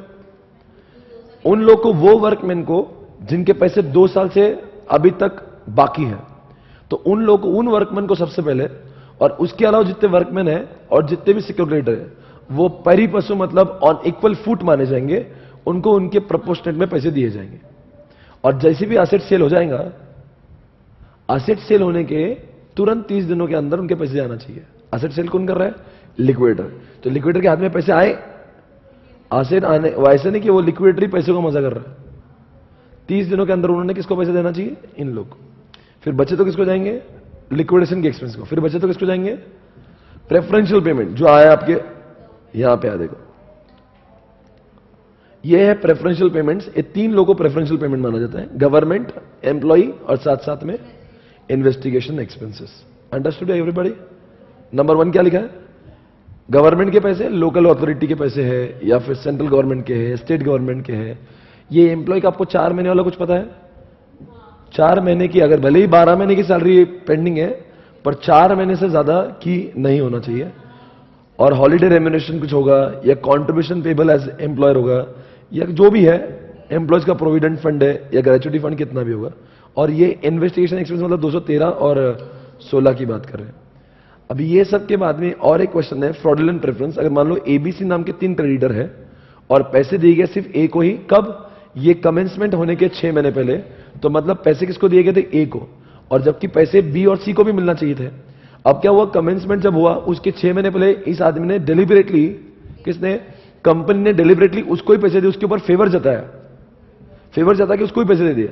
अब सोचो, उसको पैसे दिए थे, वो आपका भाई था, इसलिए आपने उसको पैसे दे दिए, क्योंकि आपको पता था जब कमेंसमेंट होगा वाइंडिंग अप तो पैसे एबीसी में बढ़ जाएंगे। तो अभी भी अगर मालूम है ऐसा गंदा काम किया होगा 6 महीने के अंदर, तो बोला आगे, तो वो जो आदमी जिसने पैसे लिए वो बन जाएगा गारंटर और श्योरिटी बन जाएगा। और वो आदमी ने पैसे नहीं दिए तो company will be responsible to give the payment. समझा कि नहीं समझा? किसने पैसे नहीं दिए तो? अरे नहीं, कंपनी पैसे, उल्टा बोल रहा हूं, कंपनी ने पैसे देना चाहिए। किसके? बी और सी के। कंपनी का इनफ पैसा आ गया तो कंपनी बी और सी के दे देंगे। पर मान लो कंपनी में पैसा ही नहीं बचा तो कंपनी क्या बोलेगा? भाई एक काम कर, तेरे को जितना पैसा देते हो ला, और वो तीनों में बंटवारा करेंगे उसका। Is that fine? आगे इजी था है। 320 उसकी बात करता हूं। ये तो बहुत सारे क्वेश्चन हमने कल किए भी थे। आज जो आपने पढ़ाई किया बहुत अच्छे से किया है, बहुत अच्छा, आपको बहुत अंदर तक गया आज। अब बताओ, ये मुकेश अंबानी है जिन्होंने कभी भी कुछ भी कमेंसमेंट के पहले 1 साल के अंदर कुछ किया होगा, प्रॉपर्टी ट्रांसफर की, मूवेबल हो चाहे इमूवेबल, तो वो अलाउड नहीं है। और अगर वो ऑर्डिनरी कोर्स ऑफ बिजनेस का तो फिर कोई प्रॉब्लम ही नहीं। मान लो कंपनी कोई रॉ मटेरियल बेचती हुई, तो रॉ मटेरियल बेचती तो कोई प्रॉब्लम नहीं, पर उसके अलावा कुछ और बेचती है तो वैलिड तभी माना जाएगा अगर वो गुड फेथ में है और उसका प्रॉपर कंसिडरेशन मिला हुआ है। एक बार देख लीजिए इसको। पहली बात तो 1 साल के अंदर जो पुराने ऑर्डिनरी कोर्स ऑफ बिजनेस का जो नहीं है वो ट्रांसफर किया तो वैलिड है क्या इनवैलिड है? ऑर्डिनरी कोर्स ऑफ बिजनेस का नहीं तो वैलिड नहीं है, पर वैलिड माना जाएगा अगर वो मुकेश अंबानी प्रूव कर दी कि भाई सब एक जो भी बेचा है वो गुड फेथ में किया है। और दूसरी बात जो है, सिर्फ गुड फेथ होकर नहीं चलेगा, ऑनेस्ट चेक करना है आपको, उसका पैसा भी उतना मिला है। अगर ये चीज मैं मेरे बेटे को नहीं किसी और को बेचता तभी भी उतना ही मिलते।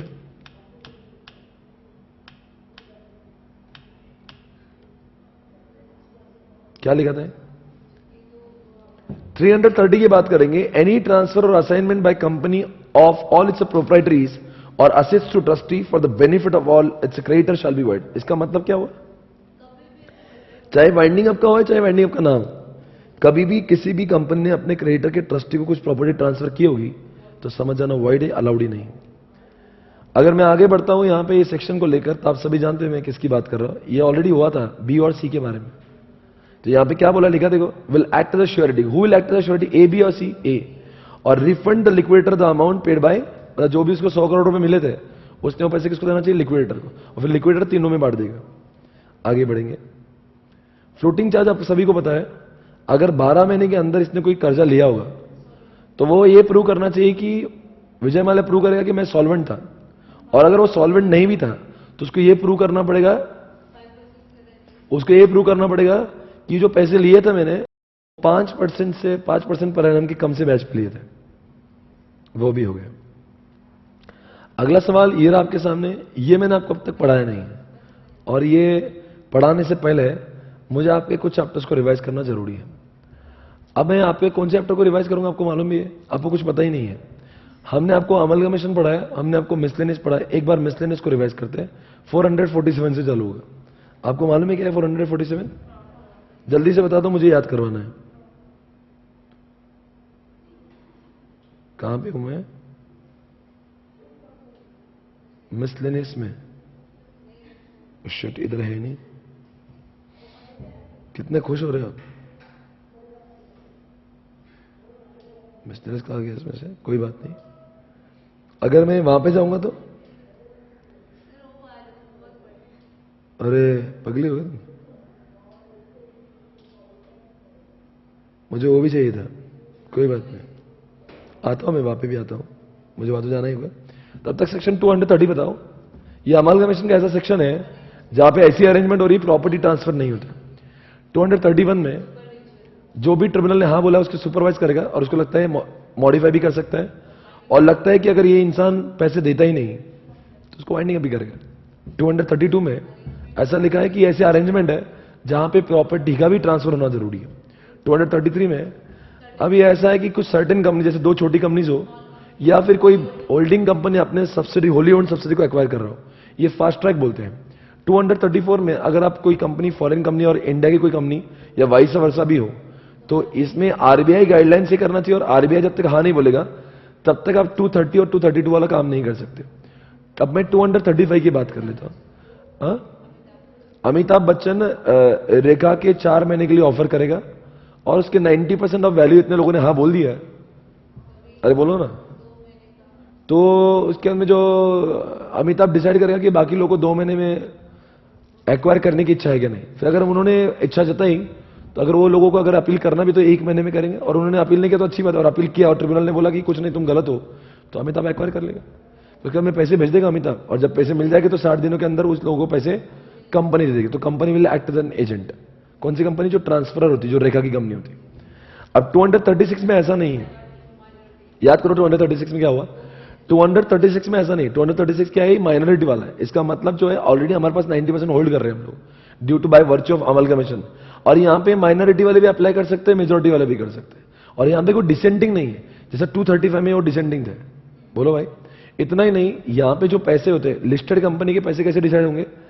जैसे उन्होंने वैल्यूअर ने बोला होगा, जैसे स्टॉक एक्सचेंज सेबी ने बोला होगा, और अनलिस्टेड कंपनी में जो वैल्यूअर बोल रहा है, या पिछले 12 महीने का जो हाईएस्ट डील होगा।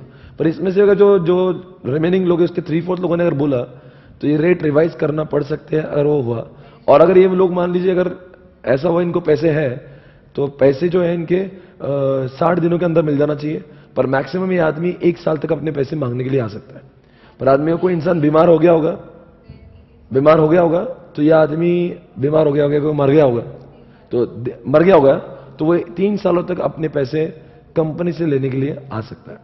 237 में याद है कुछ? 237 में सेंट्रल गवर्नमेंट अगर चाहता है तो रणबीर को और दीपिका को कह सकता है, पब्लिक इंटरेस्ट को लेकर तुम साथ में क्यों नहीं आते। फिर अगर ऐसा हुआ तो इनके दोनों का पर्सनल जो लीगल प्रोसीडिंग है वो दोनों का बन जाएगा, इनके दोनों की पर्सनल जो क्रेडिटर है वो दोनों की बन जाएगी। पर कोई इंसान जो रणबीर कपूर जैसा है तो वो इंसान अप्लाई कर सकता है, किसको? ट्रिब्यूनल को अप्लाई कर सकता है। Everybody got it? और जब तक ये इनका अपील खत्म नहीं होता, जब तक सबको नोटिस भेजने जाती है, और जब तक क्रेडिटर और मेंबर का ओपिनियन कंसिडर नहीं होता, फाइनल ऑर्डर को पास नहीं किया जा सकता। 238 की बात करेंगे, इससे संबंध 235 से है। अमिताभ ने जब भी अप्लाई किया होगा कि मुझे बाकी लोगों को भी एक्वायर करना है, तो उसने कैसे उनका पैसा चुकाना है वो भी लिख के देना चाहिए। अब 239 एक वेरी स्मॉल सेक्शन, 240 भी स्मॉल है। 39 बोलो क्या है? याद करो। अगर ये ट्रांसफरर कंपनी है तो ट्रांसफरर कंपनी ने, बोलो जल्दी से, बुक्स अगर 8 साल के पहले फेंकना है या 128 से भी पहले फेंकना है तो आपने सेंट्रल गवर्नमेंट से पूछना चाहिए, ऐसा लिखा था 239 में। और 240 की बात करेंगे, ऑफिसर ऑफ जो ट्रांसफरर कंपनी है वो कल भी लायबल था, आज भी लायबल है। एक बार सारे सेक्शन को दोहराते हैं। 230 ऐसा अरेंजमेंट जहां पे प्रॉपर्टी ट्रांसफर नहीं। 31 सुपरवाइज कर। 32 ऐसा अरेंजमेंट जहां पे प्रॉपर्टी ट्रांसफर हो रही। 233 सर्टेन कंपनीज का अमलगमेशन। 34 foreign company. 35 अमिताभ रेखा। 36 ये ऐसा ऑलरेडी वर्चू से 90% है। 37 ये दीपिका और उनके। 38 में हम लोग पैसा अमिताभ बोले वो कहेंगे हम पैसा ऐसा देंगे। और 39 में लिखेंगे इनके बुक्स ट्रांसफर कंपनी ने तब तक नहीं मिटाना चाहिए जब तक सीजी हाँ नहीं बोलता।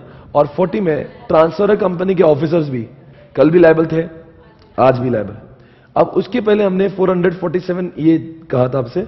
447 आपको याद है, इसमें पब्लिक इंटरेस्ट में अगर कुछ हो रहा होगा तो आपको फाइन लगेगी, और आपको फाइन लगेगी मिनिमम 1 टाइम और जो 3 टाइम्स हो सकता है, और पब्लिक इंटरेस्ट में भी नहीं तो उतना ही हो सकता। पर अगर मैं जेल की बात करूंगा, पब्लिक इंटरेस्ट इन्वॉल्व है तो 3 इयर्स और मैक्सिमम 10 साल, पब्लिक इंटरेस्ट में तो 6 मंथ्स 10 इयर्स तक जा सकता है। 448 में झूठ बोला होगा या सच को छुपाया होगा।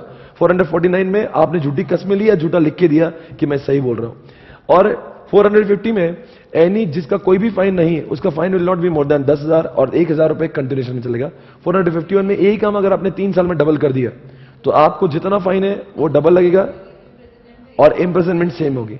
452 में आपने वो काम किया, विथहोल्ड कर लिया, आप एम्प्लॉय हो, आप ऑफिसर हो, विथहोल्ड कर लिया या हड़प लिया होगा, तो आपको ट्रिब्यूनल बोल सकता है वापस लेकर आओ। और ये कौन बोल सकता है? क्रेडिटर बोल सकता है, कॉन्ट्रीब्यूटर बोल सकता है, लिक्विडेटर बोल सकता है, मेंबर बोल सकता है। 453 में कोई भी इंसान अपने नाम के सामने गलत तरीके से प्राइवेट और पब्लिक नहीं लिख सकता। 454 में लिखा था आपको अगर एओ के जजमेंट से खुश नहीं हो, पहले तो एओ एडजुडिकेट करेगा, उसके खुश नहीं होता आप आरओ को, आरडी को बोल सकते हैं, फिर आरडी इसको सेट असाइड कर सकता है, एक्सेप्ट कर सकता है, मॉडिफाई कर सकता है। अब मैं बात करूंगा 455 की। यहां पे लिखा है ये डोरमेंट कंपनी है, एमएससी 1 2 3 4 5। 1 में अप्लाई करेंगे, 2 में आपको डोरमेंट बनाएंगे और 3 में आपको रिटर्न सबमिट करना है। 54 में आप अप्लाई करते हो, मतलब एमएससी 4 में, और 5 में आप एक्टिव कंपनी बन जाते हो। पर डोरमेंट बनने के 5 साल तक आपको कुछ ना कुछ नया धंधा करना, मतलब वो धंधा एक्टिवेट करना ही पड़ेगा, वरना आपको हमेशा के लिए निकाल देंगे। और कोई भी इंसान जो डोरमेंट है, अगर वो ऑलरेडी बिजनेस चालू कर चुका है 7 दिनों के अंदर उसने इन्फॉर्म करना चाहिए, वरना ट्रिब्यूनल आपको आपका नाम स्ट्राइक ऑफ कर देंगे। कहां से स्ट्राइक ऑफ करेंगे? डोरमेंट के नाम से। 456 के गवर्नमेंट का कोई भी आदमी गुड फेथ में काम करता होगा तो ऐसा माना जाएगा वो सही है। 457 में किसी ने खबरी ने अगर आरओसी को कुछ इंफॉर्मेशन दी होगी तो आरओसी किसी को नहीं बोलेगा। 458 में सेंट्रल गवर्नमेंट अपने पावर को डेलीगेट कर सकता है सिवाय रूल्स बनाने के, और वो 194 और 95 का पावर सिर्फ सेबी को दे सकता है। अब मैं बात करूंगा 459 की, जो मैंने पढ़ाया नहीं। 60 की बात करेंगे हम, इसकी बात 460 याद है, कंडोनेंस की बात है। अगर उसके ऊपर जाना है, आपको मालूम है 270 जो एक स्पेसिफिक लिमिट है, उसके 270 दिन तक एडिशनल फीस लगती है। उसके ऊपर गया तो एडिशनल फीस भी लगती है और आपको पनिशमेंट भी होती है। पर ये चीजों को माफ करवा सकता है कौन? सीजी। 461 में आप जानते हो आपने 12 महीने में कितना काम किया, आपने जितना काम किया तो वो साल खत्म होने के 12 महीने के अंदर आपको लोकसभा और राज्यसभा में रखना पड़ेगा। 462 की बात करूंगा, अगर कुछ कंपनीज को एक्सेप्शन में लाना है, प्राइवेट कंपनीज को एप्लीकेबल नहीं है, गवर्नमेंट कंपनीज को एप्लीकेबल, तो ऐसा 462 में कौन ला सकता है? सीजी। 463 की बात करूंगा, अगर कोर्ट की बात करूं, कोर्ट, तो कोर्ट को अगर लगता है किसी आदमी ने ऑनेस्टली एक्ट किया होगा तो उसको छोड़ सकते हैं। 464 में अगर 50 लोग से भी ज्यादा अगर आपके एसोसिएशन ऑफ पर्सन में है या फिर आपके पार्टनरशिप फर्म में है तो उस कंपनी को अब की बार कंपनी का फॉर्मेशन करना पड़ेगा। 65 अभी तक नोटिफाई नहीं हो। 66 में सीएलबी के जो लोग थे वो अब एनसीएलटी के बन गए, अगर प्रोवाइडेड उनके अंदर क्वालिफिकेशन है। अगर उनको निकाला भी जाता है तो उनको कॉम्पेंसेशन नहीं मिलेगा। 467 में लिखा है कोई भी शेड्यूल को अगर अमेंड करना है तो उसको सेंट्रल गवर्नमेंट ही चाहिए।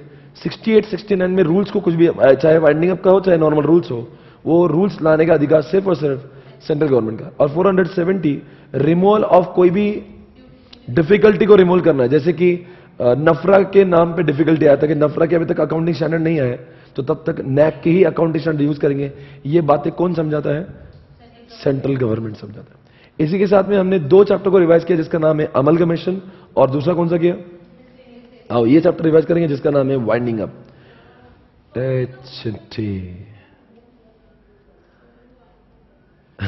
वाइंडिंग अप को वाइंडिंग अप कर दो। अब बताओ बच्चों, 270 वो सेक्शन है जिसमें हम लोग बोलते हैं दुनिया में 2 टाइप के वाइंडिंग अप है, एक वॉलंटरी एक कंपल्सरी। वॉलंटरी में होता है मेंबर कर सकते हैं और साथ साथ में क्रेडिटर कर सकते हैं।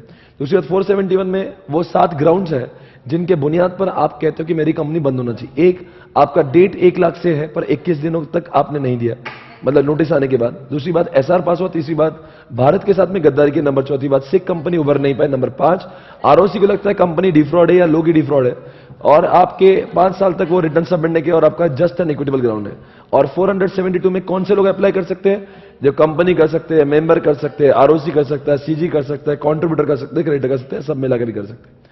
और 473 की बात करेंगे, बताओ याद है आपको? ये बोल सकते हैं कि अगर अब ट्रिब्यूनल के पास में पावर है कि ट्रिब्यूनल ने क्या बोलना चाहिए, जल्दी बताओ। आपने जो अप्लाई किया है तो विद इन 90 डेज वो हाँ भी बोल सकते हैं, मना भी कर सकते हैं, प्रोविजनल को भी अपॉइंट कर सकते हैं, वो तो इंटरिम ऑर्डर भी दे सकते हैं। पर किसी असेट्स का नहीं होना या इनसफिशिएंट होना, नहीं होना, इनसफिशिएंट अगर है या नहीं है, वो कोई बुनियाद नहीं हो सकता रिजेक्ट करने के लिए। Okay, 5 minute, 5 minutes. और अगर मैं किसकी बात कर रहा हूं, 474 की बात कर रहा हूं, ये आप सभी जानते हो मैं किसकी बात कर रहा हूं, ये फाइलिंग ऑफ स्टेटमेंट की बात कर रहा हूं। What is the filing of statement, Sintu? और ये filing of statement of affairs का मतलब जानते हो? नहीं, आप जानते नहीं। कोई ऑब्जेक्शन होगा और वो स्टेटमेंट ऑफ अफेयर्स तो कंपनी को देना पड़ेगा ना। जैसे ऑर्डर मिली उनको, तो वो अगर उनको कोई ऑब्जेक्शन है तो कितने दिनों में देना चाहिए उन्होंने? 30 डेज में क्या बोलना चाहिए कि हमें ऑब्जेक्शन है, और फर्दर एक्सटेंशन भी मिल सकता है। और आगे क्या पढ़ेंगे हम लोग? अगर उन्होंने ऑब्जेक्शन सबमिट नहीं किया तो फॉरफिट करने का भी अधिकार, या फिर मतलब क्या वो ऑब्जेक्शन करके कोई फायदा नहीं है, और ऑब्जेक्शन कर नहीं पाएंगे अगर आपने स्टेटमेंट ऑफ अफेयर्स सबमिट नहीं किया तो। फिर लिक्विडेटर, और इनके लिक्विडेटर का एक पैनल होता है, और पैनल में से लोग अपॉइंट करेंगे जहां पे सीए होते हैं, सीएस होते हैं, और ऐसी ट्रिब्यूनल को जो भी अच्छा लगता है उस बंदे को अपॉइंट करेंगे यहां से। और वो आदमी जो है अगर कोई मिसकंडक्ट करता है, फ्रॉड करता है, तो उसको पैनल में से हटा देंगे, और जो भी उसने गंदा काम किया हम लोग सारे पैसे उससे वसूल भी सकते हैं। और जो आदमी को लगता है कि मेरा इंडिपेंडेंस नहीं है, तो उसने डिक्लेरेशन देना चाहिए 7 दिन में कि यार मैं इंडिपेंडेंट चाहकर भी नहीं हो सकता। अब रिमोल, अगर मान लीजिए कोई जो लिक्विडेटर जो मिसकंडक्ट कर रहा है, फ्रॉड कर रहा है, या फिर कुछ मिसविजन्स कर रहा है, तो ऐसे लोगों को क्या करना चाहिए? लिक्विडेटर रिमूव भी करेगा पर उसको अपॉर्चुनिटी ऑफ बीइंग हट देना पड़ेगा। उसने कुछ पैसा लूटा भी होगा। अब एक ऐसा ये आदमी कौन है जिसको वाइंडिंग अप में ऑलरेडी ऑर्डर कर लिया था, पर ये वाइंडिंग अप में ही फ्रॉड कर रहा है आदमी, तो फिर उसके बदले में फिर हम लोगों को किसी और को अपॉइंट करना पड़ेगा, इसको निकाल देंगे, पर इसको जो भी पैसा इसने खाया है ले लेंगे। उसके बाद में क्या लिखा था यहां पे, आपको मालूम है किसकी बात चल रही है? जैसे अपॉइंट ऑर्डर के 7 दिनों के अंदर क्या करना चाहिए? आरओसी को और लिक्विडेटर को इन्फॉर्म करना चाहिए, और फिर आरओसी सब जगह पे बोल देगा इनका एक कंपनी बंद हो रहा है। और 3 हफ्तों के अंदर क्या करना चाहिए मालूम है? 3 हफ्ते के अंदर वो कमेटी को बुला लेंगे, और साथ साथ में कमेटी मिलकर ये सारी चीजें डिस्कस करेंगे, और सब रिपोर्ट किसके ऊपर देंगे?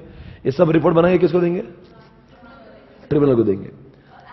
और ये कब देंगे? मंथली रिव्यू देंगे। ठीक है, अगला सवाल ये रहा आपके सामने दोस्तों। 281 आप सभी जानते हो ये रिपोर्ट के बारे में, और 288 भी रिपोर्ट के बारे में। ये कब की? ये वन टाइम रिपोर्ट है, और 288 जो है वो क्वार्टर रिपोर्ट है।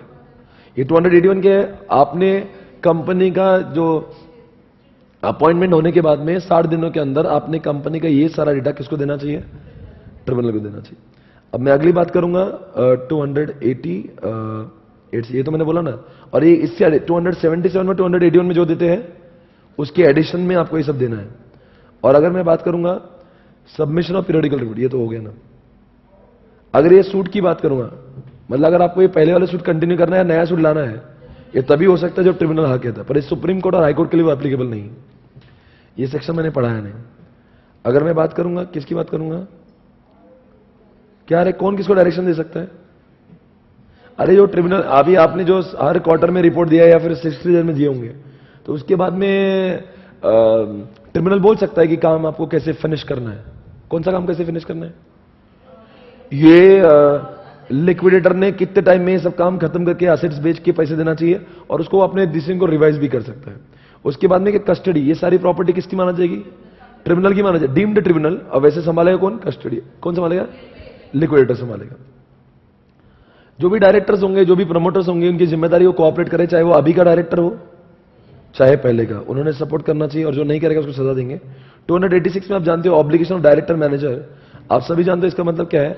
अगर वो डायरेक्टर की सारी लायबिलिटी अनलिमिटेड होंगी, डायरेक्टर से भी पैसे लेंगे, कंपनी भले ही लिमिटेड है पर डायरेक्टर तो अनलिमिटेड होगा, तो उसको जो भी पैसे एज अ मेंबर देना वो तो देगा ही, पर डायरेक्टर का वो इन एडिशन देना पड़ेगा। पर अगर 1 साल पहले छोड़ के चला गया होगा या फिर ये लायबिलिटी उसके जाने के बाद निर्माण हुई होगी, तो इस आदमी से कोई भी पैसा नहीं लिया जाएगा। अगला सवाल ये रहा आपके सामने, एडवाइजरी कमेटी में 3 तरीके के लोग होते हैं, कॉन्ट्रीब्यूटरी क्रेडिटर्स भी हो सकते हैं, प्रोफेशनल लोग भी हो सकते हैं और लिक्विडेटर भी होता है। और कौन फॉर्मेशन लगेगा इसकी, ये बोलते हैं ना कब आना, 30 दिनों के अंदर एक मीटिंग लेंगे और डिसाइड करेंगे इसमें से कौन सा आदमी अच्छा है जो इसके लायक बन सकता है, और एक किसको गाइड करेंगे, किसको असिस्ट करेंगे, और इसमें 12 लोगों से ज्यादा लोग नहीं होना चाहिए। Powers and duties of the company liquidator, छोड़ो यार ये नहीं, क्या पावर रहेंगे क्या ड्यूटीज, बोलो क्या लिखा है। प्रोफेसर अगर वो चाहता है इन नहीं एडवाइजरी कमेटी के अलावा भी वो चाहता है कोई और लोग उसको सपोर्ट करे, उसको सीए चाहिए सीएस चाहिए, तो ट्रिब्यूनल के मदद से परमिशन से लिक्विडेटर ऐसे लोगों की भी साथ ले सकता है। 292 में लिखा है कंट्रोल, क्या लिखा रे, मतलब कोई भी प्रोविजनल लिक्विडेटर अगर अपॉइंट हुआ है तो उसकी पावर को कट करना चाहिए, उसको कितनी पावर देना चाहिए, वो पावर को कट करना या पावर कितनी देना है, ये काम ट्रिब्यूनल कर सकता है। और इसमें लिखा है कंपनी लिक्विडेटर चाहे तो क्या कर सकता है, मान के उसकी पावर है कि वो खुद भी एक मीटिंग, आपको मालूम है, आपको ये पता नहीं होगा क्या लिख रहा है, इसमें लिखा था क्रेडिटर कॉन्ट्रीब्यूटर और एडवाइजरी कमेटी दोनों भी अगर ज्ञान देने लगे तो वो कौन ओवरराइड करेगा, जो एडवाइजरी कमेटी नहीं, जो क्रेडिटर वाले हैं वो। और अगर मान लो ये लोग ये चाहता है कि इनकी मीटिंग होना चाहिए तो लिक्विडेटर इनकी मीटिंग बुला सकता है, या फिर इनमें से अगर 1/10 लोग अगर बोलेंगे हे लिक्विडेटर हमारी मीटिंग बुला, हमें तुम्हें कुछ ज्ञान देना है, तो उसको फिर वो मीटिंग कंडक्ट करवाना पड़ेगी। ये किसकी बात कर रहा हूं मैं, लिक्विडेटर को ये सब काम करना पड़ेगा। अब ये बताओ books to be kept, books किसने रखना चाहिए, लिक्विडेटर। ना कौन इंस्पेक्ट कर सकता है, कोई भी क्रेडिटर कॉन्ट्रीब्यूटर आके इसको इंस्पेक्ट कर सकते हैं। और फिर अगर ऑडिट करवाने की बात है तो ट्रिब्यूनल इसका ऑडिट करवा सकता है, और ऑडिट करवाने के बाद में जो ऑडिट रिपोर्ट है वो किसको जाएगा, लिक्विडेटर, फिर लिक्विडेटर सबमिट करेगा ट्रिब्यूनल को भी और आरओसी को भी, और साथ साथ में गवर्नमेंट को भी जाएगा अगर वो गवर्नमेंट वाली कंपनी से, और साथ साथ में उसका समरी जो है वो क्रेडिटर को भी जाएगा और कॉन्ट्रीब्यूटर को भी जाएगा। उसके बाद में सेट ऑफ की बात की थी आपसे, बताया अगर वो कंपनी लिमिटेड है और नहीं कंपनी अनलिमिटेड है, हाँ अनलिमिटेड है, और उसके क्रेडिटर का मतलब क्रेडिटर का कुछ कॉन्ट्रीब्यूटर का ऑलरेडी, मान लो तुमने मुझे भाड़े से कुछ जमीन दी है तो मुझे आपको वैसे भी 10,000 देना थे और मैं आपसे 6,000 लूंगा, तो मैं 6,000 नहीं मांगूंगा, उसमें सेट ऑफ हो जाएंगे। पर मान लो कंपनी कौन सी है, लिमिटेड है, तो डायरेक्टर की लिमिटेड, अगर मान लो मुकेश अंबानी को 4 करोड़ ऑलरेडी दिया है उसने रिलायंस को, और रिलायंस बोलेंगे यार तू 6 करोड़ लेके आ, तो रिलायंस के उससे क्या बोलेंगे भाई, तो जो ठीक है तेरे 4 करोड़ है ना वो रहने दे, अब तो एक काम कर 2 करोड़ और ले गया, तो सेट ऑफ हो जाएगा। और कंपनी चाहे लिमिटेड हो चाहे अनलिमिटेड हो, सब्सिक्वेंट कॉल के भी पैसे काटने के बाद ही उसको पैसे वापस देना है ना। आगे बढ़ेंगे, क्या लिखा है, ये लिखा है, ये पढ़ा नहीं शायद से हमने, आगे बढ़ेंगे। ये क्या है रे, पावर टू ऑर्डर कॉस्ट, ये कुछ नहीं है। द ट्रिब्यूनल में in the event of assets of the company being insufficient to satisfy the liability may can order the company out of the assets. देखिए क्या लिखा था, ये करा था हमने, ये कॉस्ट अगर मान लो इनके इसमें पैसे नहीं बचे तो रैंक 1 के बाद में पैसे नहीं बचे या फिर पैसे बचे पर इनसफिशिएंट है, तो कॉस्ट चार्ज और एक्सपेंसेस को किस प्रायोरिटी में देना चाहिए वो ट्रिब्यूनल डिसाइड करेगा। उसके बाद में क्या लिखा है 299, क्या बोल रहा है, समन्स का मतलब क्या हुआ, क्या कौन बुला सकता है, नहीं उनको अगर लगता है किसी इंसान ने कोई सस्पेक्टेड है किसके में, या फिर कोई इंसान खबरी है, बुक्स क्या है कुछ भी है, तो उसको बुला सकते हैं और वो आदमी को आना ही पड़ेगा और इतने समय में बुक्स लाके देना पड़ेंगे या फिर प्रॉपर्टी लाना। अगर वो लीन से अगर लिया होगा तो उसको फिर बोलेंगे तेरा लीन तेरे पास रहने दे, पर सिर्फ हमको देखना तो देगा कि नहीं, और उसका लीन वापस गुड्स उसको बुक्स दे देंगे। और उसमें ये भी लिखा था कि अगर कोई आदमी कंपनी का इंडेटेड है, मतलब कंपनी का कोई डेटर है, तो उससे ले लेंगे। और दूसरी बात जानते हो, किसी के पास में कंपनी की प्रॉपर्टी है तो वो कंपनी अपने पास रख लेगी। फिर अगर एक सवाल मैं आपसे पूछता हूं, अगर इस आदमी ने अपना उधारी दे दिया तो उसकी लायबिलिटी खत्म हो गई कि अभी भी बाकी है, खत्म हो गई ना। मान लीजिए ये किसकी बात है, कंपनी को किसी से पैसे लेना है, तो अगर मान लो कंपनी अब लिक्विडेटर बोल रहा है कि पैसे लाके दे, तो उसने लाके दे दिया तो खत्म हो गई इसकी लायबिलिटी। ये क्या लिखा है, power to order examination of word, किसका, ये किसके बारे में। अगर मान लो रिपोर्ट में लिखा हुआ किसी प्रमोटर ने और डायरेक्टर ने फ्रॉडुलेंटली काम किया है, अरे बोलो यार, तो उसको बुला सकते क्या हो, अरे बुला सकते हैं, उसको एग्जामिन करा सकते हैं, कुछ भी करा सकते हैं उसका। और वो आदमी अपने, अगर ट्रिब्यूनल ने, अगर लिक्विडेटर ने बोला होगा ये आदमी गलत काम कर रहे हैं मुकेश अंबानी, तो ट्रिब्यूनल क्या बोलेगा, भाई तेको आना पड़ेगा, यहाँ पे हियरिंग हो रही, तो जब हियरिंग होगी तो मुकेश अंबानी को भी आना पड़ेगा, साथ साथ में लिक्विडेटर को भी आना पड़ेगा। पर मुकेश अंबानी बोलेगा मुझे बोलते नहीं आता, मेरे बिहाफ में लॉयर, तो ठीक है लॉयर ला, पर पैसा तू ही भर ले, और बाद में जो ट्रिब्यूनल का पैसा लगाया है खर्चे के लिए वो भी उससे रिकवर कर लेंगे। अगला सवाल, कोई इंसान इंडिया के बाहर जा रहा होगा तो उसको रोक भी सकते हैं, और इतना ही नहीं, जब तक वो जाने की कोशिश करेगा तो उसकी प्रॉपर्टी को भी हम लोग सीज कर सकते हैं, डिटेंशन में ले सकते हैं। डिसोल्यूशन कब होगा? जब इनको लगता है कि वाइंडिंग अप का पूरा काम खत्म हो गया तो डिसॉल्व कर देंगे। डिसॉल्व कर देंगे मतलब कंपनी हमेशा के लिए क्या हो जाएगी? बंद हो जाएगी। और appeal from order made before the commencement, एक एक्ट कमेंसमेंट होने के पहले जो हाईकोर्ट ने ऑर्डर दिया था, अगर एक्ट नहीं, वैसा नहीं, पहले से अप्लाई किया था, हाईकोर्ट ने ऑर्डर दिया अभी, अगर आपको अभी भी अपील करना है तो अभी भी आपको उसी जगह पे अपील करना है जो 1956 एक्ट ने कहा होगा। सही है? I hope you understood, right? तो I hope this revision is giving you lot of benefit, lot of confidence. Revision का सिलसिला जारी रहेगा। हम लोग 3 और 4 चैप्टर जैसे कि मिसलेनियस, अमलगमेशन, वाइंडिंग अप, एक चैप्टर मुझे और भी करना है आपका इन्वेस्टिगेशन इंस्पेक्शन, ये सारे चैप्टर को हम लोग करते रहेंगे रिवाइज। फिर मिलेंगे कल। Thank you very much.